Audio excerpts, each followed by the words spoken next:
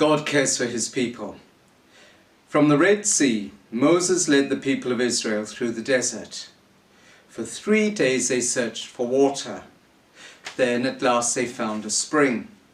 But the water had a bitter taste. It was undrinkable.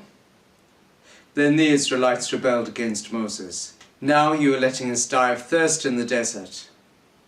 Moses begged God, "Help us."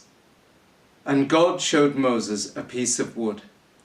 When Moses threw it into the spring, the water turned sweet, and they could all quench their thirst. Soon after they began to complain to Moses again, "Why did you lead us into the desert? If only we had stayed in Egypt.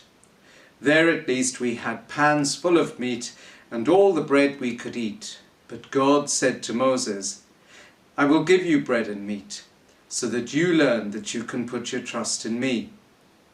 And indeed, in the evening, a great flock of birds flew around the Israelites' camp.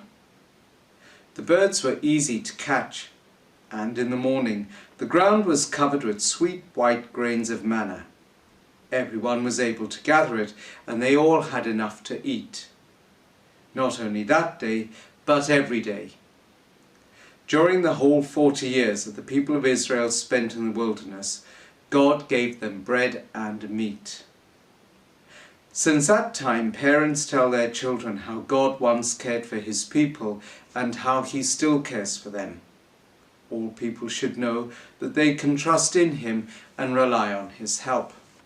I don't know about you, but listening to that passage made me think, how often do we whinge and complain and moan about not having what we want when we want it? And yet, we all know God loves us. He knows what is good for us, and he will give those things to us at the right time. So maybe the challenge for the week ahead is to stop and notice all the good things in our lives. Good things that God has given us, maybe through the generosity of other people. And let's just stop and say thank you and bless God for those good things in our lives.